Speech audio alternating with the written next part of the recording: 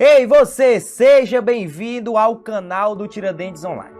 Aqui você encontra os principais conteúdos de forma gratuita que irão te auxiliar a conquistar a tão desejada aprovação. No canal do Tiradentes Online você tem acesso a aulas e eventos gratuitos que contemplam a nossa grade de programação em suas respectivas áreas das carreiras policiais, educacionais, administrativas e da saúde. Você também acompanha as novidades sobre os editais dos atuais concursos públicos. Fica por dentro das nossas promoções, ainda recebe materiais e conteúdos exclusivos. Se você ainda não é inscrito no canal, clique no botão e se inscreva. Ative também as notificações para não ficar de fora de nada das novidades que acontecem por aqui. Venha estudar para os principais concursos com quem mais entende de aprovação.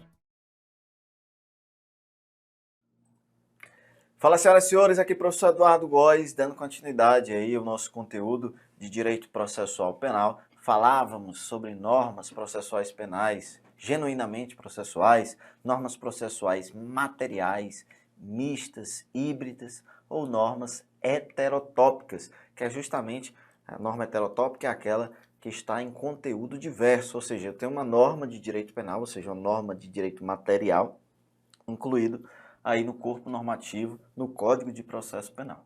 E eu tenho o contrário também, pode ser que haja o contrário. Eu tenho uma norma de direito formal, direito processual, incluído no corpo normativo material, que é o Código Penal Brasileiro. Continuando, vamos falar de lei processual penal no espaço. Mas antes de falar de lei processual no espaço, naturalmente a gente tem que comparar com a lei penal no espaço. E para isso, a gente tem que dar uma olhada lá no Código Penal, nos artigos 5º e 7º. Vamos ver lá. Vem para a tela. Aplica-se a lei penal brasileira sem prejuízo de convenções e tratados e regras de direito internacional ao crime cometido no território nacional. Aqui é o princípio da territorialidade. Territorialidade. E tem também a chamada extraterritorialidade incondicionada. Mas antes de falar do artigo 7º, vem aqui para a tela, para ver se a gente consegue matar aqui. Ó. Vamos falar da lei penal por enquanto, porque o teu examinador ele vai te confundir. Quando falar de lei processual penal no espaço, ele vai falar da lei penal. A lei penal, naturalmente, ela observa o artigo 5º do Código Penal Brasileiro como regra da territorialidade. E eu tenho o território nacional. Eu tenho o território nacional. O território nacional é compreendido pelo solo, subsolo, subsolo, espaço aéreo correspondente, 12 milhas marítimas, né? Milhas marítimas. E eu tenho o território nacional por extensão. Território nacional. Nacional por extensão. Extensão. Certo? Extensão. Território nacional por extensão, eu tenho aí embarcações, né? Embarcações. Ou aeronaves, qualquer uma, aeronaves, sendo elas de natureza pública, ou a serviço do governo brasileiro. Eu tenho também embarcações e aeronaves brasileiras, mercantes, né, privadas, só que estas estão em espaço aéreo correspondente, certo? Correspondente. Ou em alto mar. Em alto mar. Embarcações ou aeronaves que estejam aí, que sejam privadas E também é aplicado, pessoal, a bordo de embarcações ou aeronaves estrangeiras, né? Estrangeiras, desde que essas sejam de propriedade privada, que estejam em pouso nacional, ou espaço aéreo correspondente. Né? Naturalmente, a gente tem aquela tal passagem inocente, né, que não se aplica à lei brasileira. Passagem inocente é quando acontece um crime a bordo de uma embarcação ou aeronave que esteja aí não em situação de conflito. Né? E aqui são regras do parágrafo 1º do artigo 5º e aqui do parágrafo 2º, naturalmente, do Código Penal brasileiro. Então, a regra do direito penal brasileiro é o princípio da territorialidade.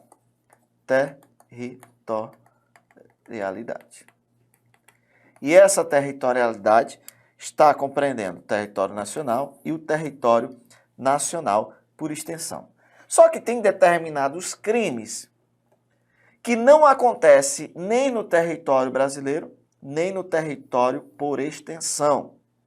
Aí é onde a gente vê a diferença da regra do espaço do direito penal para o direito processual penal, que é a extraterritorialidade da norma penal, que aqui a gente vai analisar agora no artigo 7º. Eis aqui a diferença da regra do Código Penal para o Código de Processo Penal. Porque o Código de Processo Penal ele vai atentar só para a territorialidade, porque o direito processual penal ele só vai ser aplicado no Brasil. Já o direito penal ele pode ser observado fora do território nacional, que é o que a gente vai ver agora no artigo 7º, ainda falando sobre regra do direito penal, sobre a lei penal no espaço. O artigo 5º é o exemplo da territorialidade. O artigo 7º, ficam sujeitos à lei brasileira, embora cometidos no estrangeiro. A lei penal, ela será aplicada se o crime for contra a vida e a liberdade do presidente, contra o patrimônio ou fé pública da União, do DF, do Estado, do município, empresa pública, sociedade de economia mista, autarquia, fundação instituída pelo poder público, contra a administração pública por quem está a seu serviço, genocídio quando a gente for brasileiro, ou domicílio no Brasil. O fato aconteceu no estrangeiro, mas a lei penal que será aplicada é a lei penal brasileira, o Código Penal brasileiro. Além disso, se o crime, por tratado ou convenção, o Brasil se obrigou a reprimir, praticado por brasileiro, praticado em aeronave ou embarcação brasileira mercante ou de propriedade privada quando o território é estrangeiro, aí não sejam julgados. Então, a gente tem aqui a territorialidade e aqui a chamada extraterritorialidade, certo? Já a lei processual penal, ela observa outra regra. Ela só observa a regra da territorialidade. Isso quer dizer o quê, pessoal? Somente será aplicada em território nacional. Território nacional, isso é óbvio, pessoal. Por quê? Porque não pode haver processo penal fora do Brasil. Como é que eu vou processar um indivíduo fora do país? Então, a lei processual penal, ela é nativa, ela é territorialista. O indivíduo só pode ser processado aqui no Brasil, ainda que ele cometa o crime fora. Ele pode cometer o crime fora. E cometendo o crime fora, o Código Penal ele pode alcançar essa responsabilidade. Mas o Código de Processo Penal, ele traz o processo para cá, para o Brasil. Se não, vejamos a norma do artigo 1º aí do Código de Processo Penal. A regra é que o processo penal reger-se-á em todo o território brasileiro, solo, subsolo, espaço aéreo, embarcações, aeronaves, né? Do jeito que a gente viu lá. Ressalvados, ou seja, aqui, pessoal, do inciso 1 ao 5º, eu vou citar situações em que não se aplica o CPP, o Código de Processo Penal. Simplesmente, não se aplica o CPP, o Código de Processo Penal. Mas o indivíduo será processado aqui no Brasil, mas não aplica-se as regras do Código de Processo Penal. Em que caso? Tratados e as convenções de regra de direito internacional. Tratado internacional estabelece que o indivíduo não será processado nem julgado pela lei processual brasileira, a exemplo das autoridades diplomáticas, os embaixadores, né, os diplomatas, os cônsuls, né, isso são submetidos às regras de tratados internacional, como a Convenção de Viena sobre Relações Diplomáticas. Né? Aqui a gente tem um exemplo da Convenção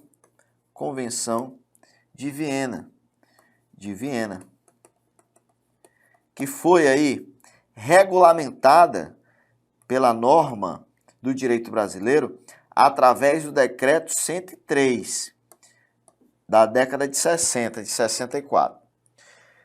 Eu tenho as prerrogativas do presidente da República, dos ministros de Estado, dos crimes conexos com o presidente da República, dos ministros do STF e dos crimes de responsabilidade.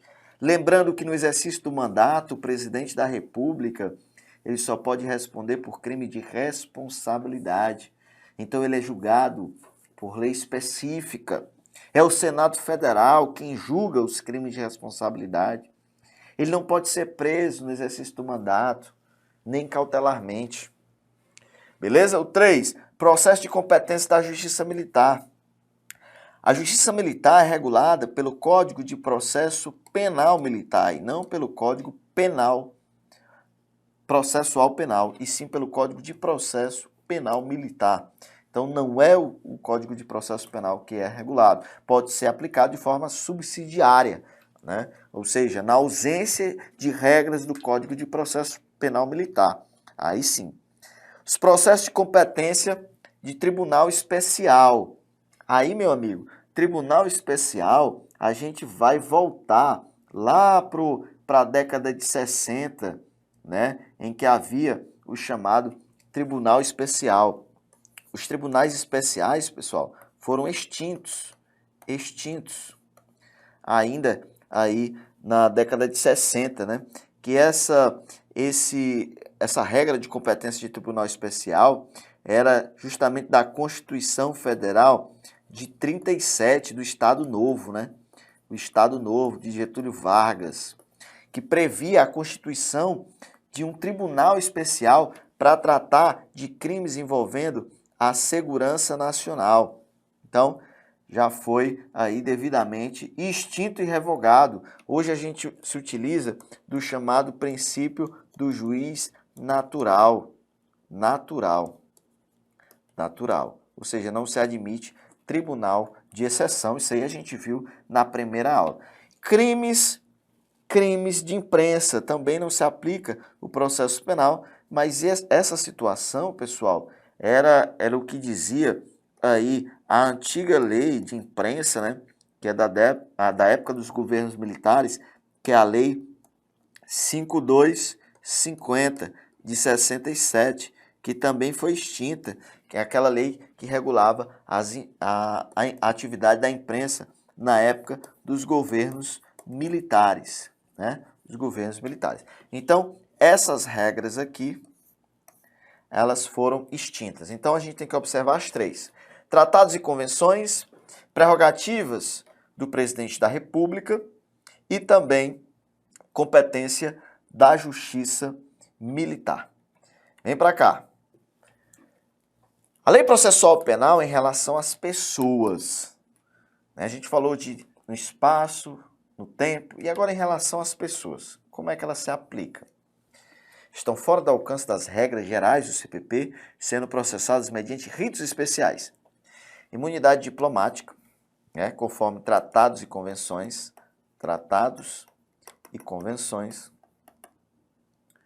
convenções.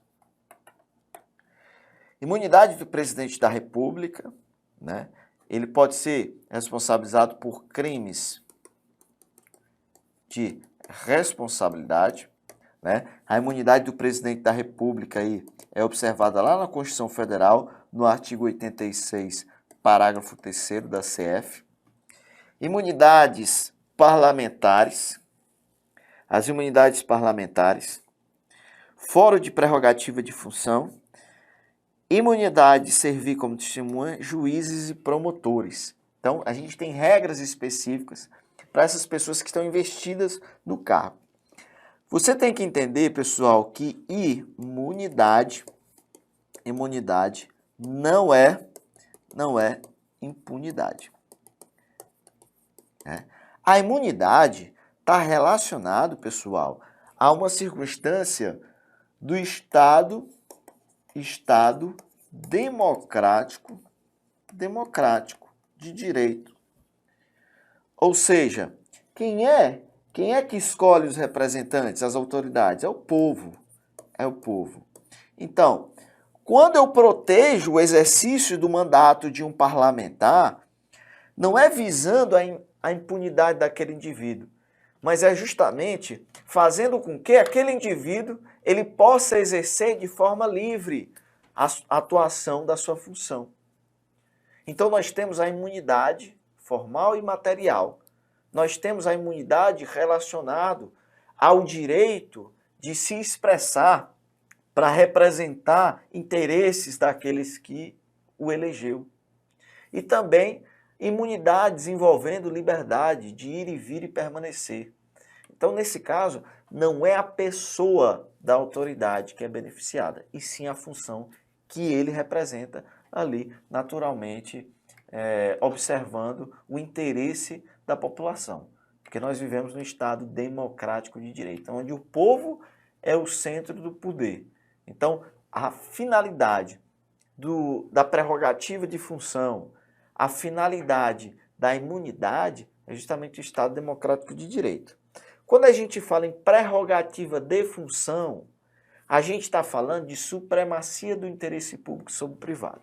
A supremacia do interesse público sobre o privado vem denotar o quê? Que a coletividade ela tem prioridade.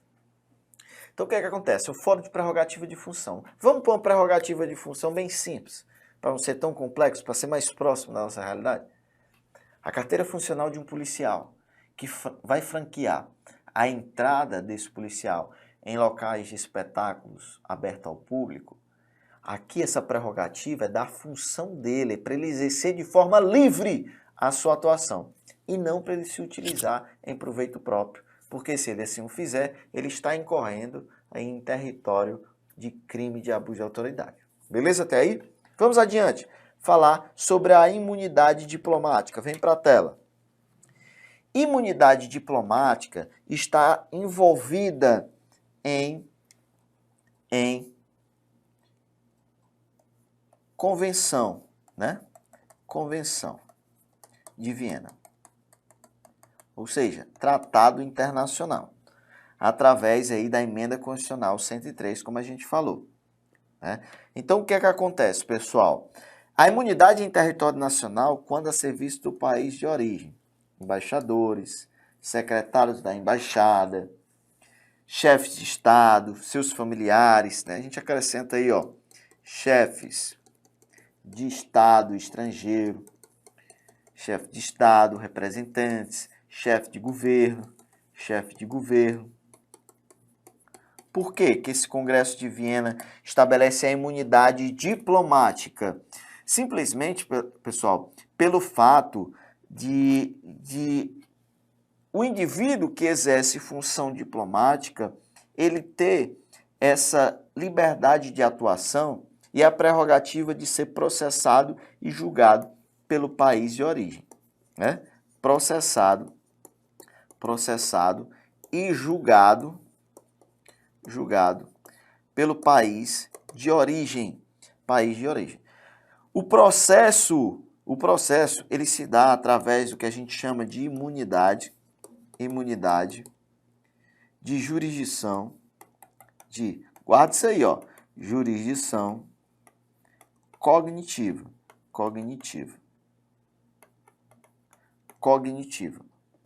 Certo? Já a pena, ou seja, o julgado, está relacionado à imunidade de jurisdição executiva. Imunidade de jurisdição executiva. Ou seja, se trata da pena. Quem é que vai realizar isso? É o país de origem.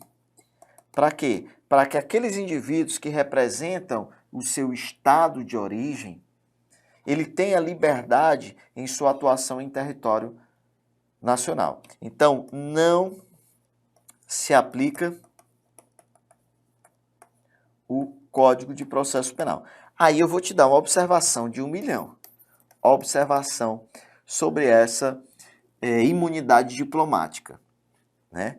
A imunidade diplomática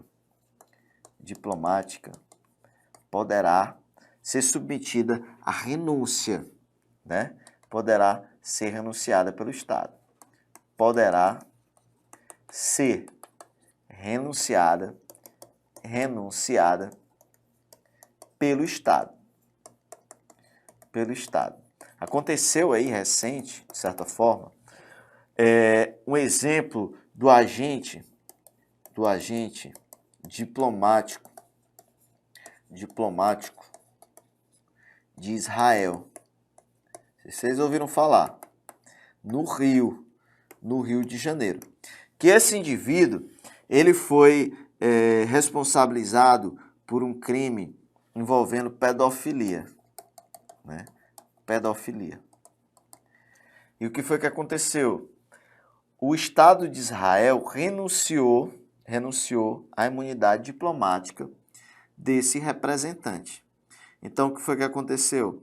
Ele foi submetido, o STF entendeu que pela inexistência do obstáculo, né?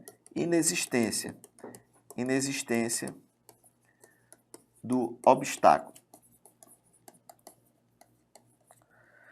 da prisão preventiva. Vem para mim, ó. Entenda. O que foi que aconteceu? Um agente diplomático de Israel veio ao Brasil e praticou um crime envolvendo pedofilia, certo? E o que foi que aconteceu? Ele foi submetido, ele foi preso, né? Foi conduzido à autoridade, foi processado. E o que foi que aconteceu? O Estado de Israel entendeu que aquela imunidade deveria ser revogada, em razão dele ter agido, né, dele estar agindo completamente incoerente aos interesses do Estado de Israel. Então, o que foi que aconteceu? A ele foi revogada a imunidade diplomática, e ele foi submetido às regras do Código de Processo Penal brasileiro. Logo, foi preso, inclusive, preventivamente. E sua prisão preventiva foi devidamente validada pelo STF, né? Então, há essa possibilidade, se cair na tua prova, possibilidade de renúncia à imunidade, isso sim é possível, ou seja, a imunidade diplomática não é absoluta. E outra coisa que você precisa saber, que a sede de embaixadas não são extensão de território estrangeiro, né? Isso aí as bancas adoram cobrar essa informação. Sede de embaixadas compreende extensão do território estrangeiro. Isso não é verdade. Vamos ver aqui, ó. As sedes estrangeiras, tais como embaixadas, não são extensão do território estrangeiro do nosso país. No entanto, em razão dos tratados internacionais, são sim território inviolável. Exatamente, são territórios invioláveis. O que é que isso quer dizer? Não pode ser submetido à busca e apreensão, não pode ser submetido à penhora, desapropriação. Então, são aí imóveis e território invioláveis. Mas isso não quer dizer que são extensão do território estrangeiro. Beleza até aí? Vamos adiante. Imunidade parlamentar, continuando aí na tela. Imunidade parlamentar. Toma cuidado com a imunidade material e imunidade formal. Ó. Imunidade parlamentar, prerrogativa aos parlamentares para exercer livremente suas funções. Eu tenho a liberdade de opiniões e votos, que é a imunidade material. E eu tenho a liberdade de ir e vir e permanecer, de não ser preso, salvo em flagrante delito de crime inafiançável, que será confirmado pela casa respectiva. É a chamada imunidade formal. Então, a material diz respeito a opiniões, palavras e votos. Já a prevista no 53, está previsto no 53. Já o parágrafo 2º do 53 fala justamente da prisão, né? Quando o parlamentar pode ser preso, né? Lembrando que vereador, vamos logo antecipar aí, ó, vereador somente material, certo? Material. Nos limites da circunscrição do município. Município respectivo. Vereador não tem imunidade formal, certo? Vereador não possui imunidade formal, certo? Guarda logo essa ideia no teu coração. Imunidade formal o vereador não goza, certo? Parlamentares federais, o 53 da Constituição Federal, lembrando que isso aqui é da Constituição Federal. Constituição Federal de 88. Os deputados e senadores são invioláveis, civil e penalmente, por quaisquer de suas opiniões, palavras e votos. Por quê? Porque isso aqui está relacionado à liberdade de atuação, de exercício do mandato. Ou seja, pessoal, lá ele tem que representar aquelas pessoas que o elegeu. Então ele tem que ter a liberdade de falar, de votar, né? Naturalmente, que o que ele falar, ele pode ser submetido à sanção de natureza administrativa da casa respectiva. Então ele pode passar pelo conselho de ética, né?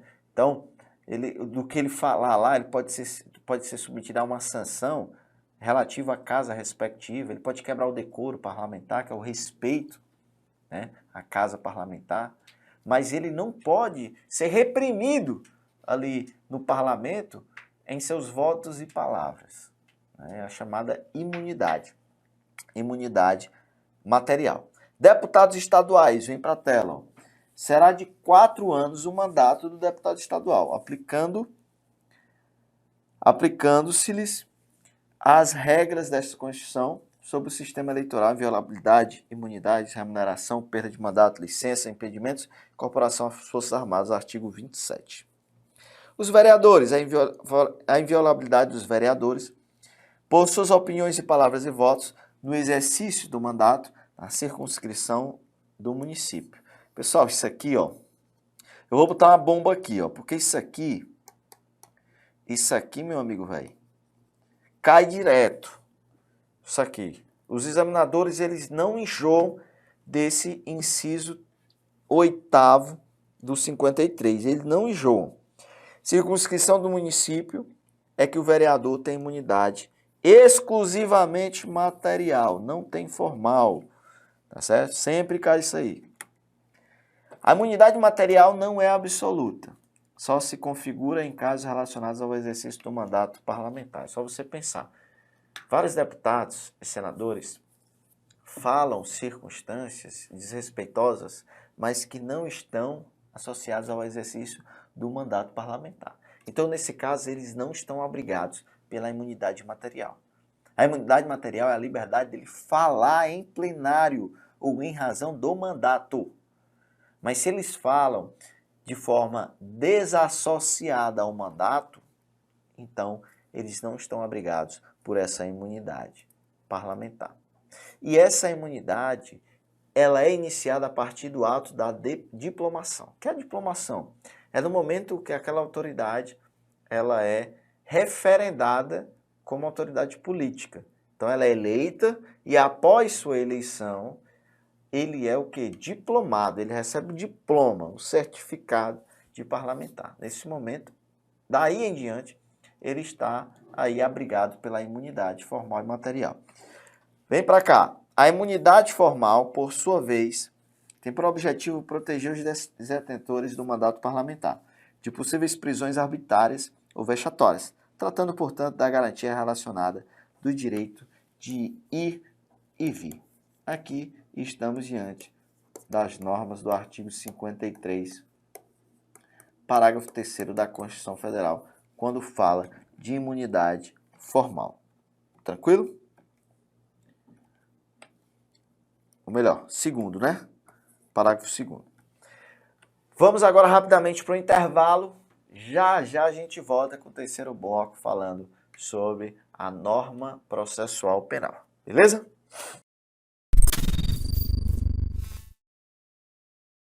Ei, você! Seja bem-vindo ao canal do Tiradentes Online. Aqui você encontra os principais conteúdos de forma gratuita que irão te auxiliar a conquistar a tão desejada aprovação. No canal do Tiradentes Online você tem acesso a aulas e eventos gratuitos que contemplam a nossa grade de programação em suas respectivas áreas das carreiras policiais, educacionais, administrativas e da saúde. Você também acompanha as novidades sobre os editais dos atuais concursos públicos. Fica por dentro das nossas promoções, ainda recebe materiais e conteúdos exclusivos. Se você ainda não é inscrito no canal, clique no botão e se inscreva. Ative também as notificações para não ficar de fora de nada das novidades que acontecem por aqui. Venha estudar para os principais concursos com quem mais entende de aprovação.